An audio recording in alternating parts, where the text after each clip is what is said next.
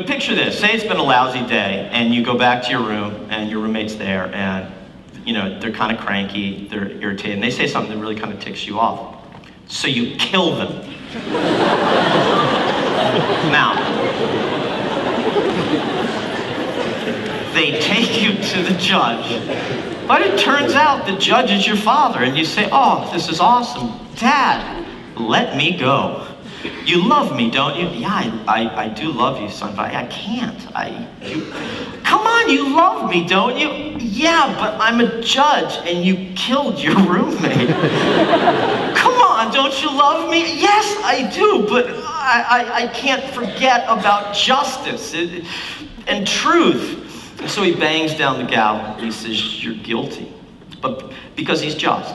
But because he loves you, he steps down from the judge's chair, takes off the judge's robe, and he goes to the electric chair instead of you, in place of you, for you. See, that's really the essence of the Christian gospel. We go to primetime each week, and this was just a really publicized event, and it really, a lot of times religion sort of bogs me down with what God and Jesus are all about, so I just really wanted to come and get like an author's perspective on really what Jesus is about. Yeah. Awesome. How do you feel? I feel pretty similar in the sense that I think you just get confused. What's the difference between Jesus and religion? Is Jesus part of religion? Is religion Jesus? And just a good clarity. If I were to gather up on stage with me members of at least the major world religions, we would share a lot in common. Okay, we would all say that a little difference in terminology, but that God is like big.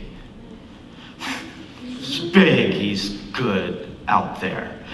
Somehow we kind of like, this idea that God is there, right?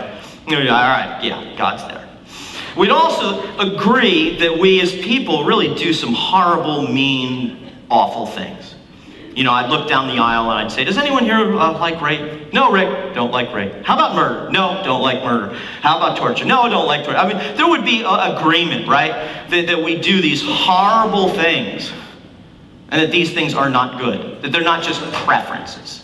That we'd have an agreement these aren't just personal choices or preferences, that some things are wrong and that we do wrong things.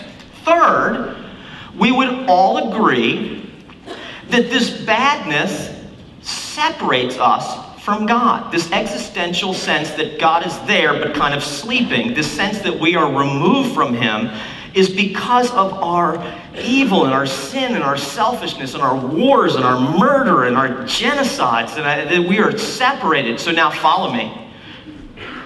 We all also would, now here's the essence of religion. Here it is. In light of that, in light of the fact that God's there and that we're separated and we do all these bad things, religion is bridge building. We need to build a bridge to God. So I'm going to go to church more, or I'm going to follow the 10 Commandments, or I'm going to, Buddha's Eightfold Path to Truth, or the pillars of Islam. Or if you're from the Far East, you got to, live a lot of lives. Maybe you're on your 40th life. Maybe you got another 40 to go to get across the bridge, right? It's all bridge building. You can call it whatever you want, but basically that's the essence of religion. We're going to build a bridge to get back to God because we are separated from him because of our bad things. Yeah, I think I learned more stuff than I thought I knew. I don't know, I'm still I consider myself actually a Christian, but I'm still kind of learning a lot more and stuff. So it actually helped explain, take everything else away. I think we learned a lot from it. Good. Abstract art. Does anyone like abstract art? Please. So, yeah, you're awesome. Okay, you all will in just 1 second. Ready, here it is. If we were in an art class, I said, draw this podium, and you drew it. You got your number 2 pencil out, and it's awesome. Looks just like a podium. And I came over to you and I said, oh, that's really good. It looks like a podium. But why didn't we just take a photograph of it? And then you say to me, jerk. But now, if you're an abstract artist, you're not going to draw the podium, are you? You're going to draw podium-ness. Pepsi-ness.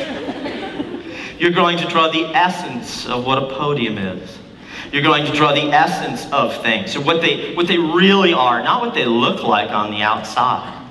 I went to this art exhibit, and it was all these orange rusty gears, and it said, the tractor.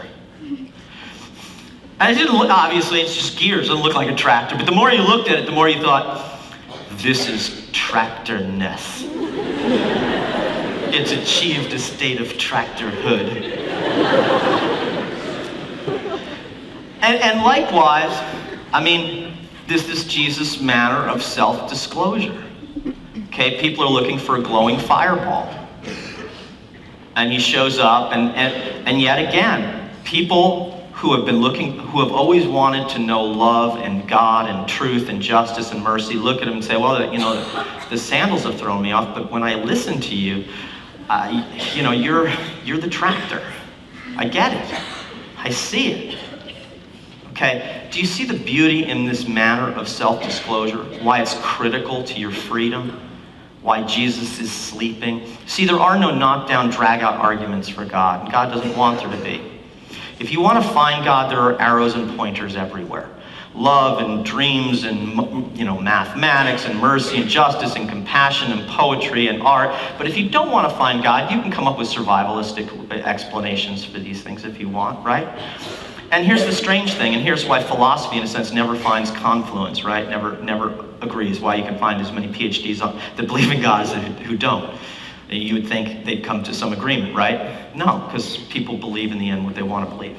And then you find your truth and facts to back that up. If you want to find God, you will find the reasons for that.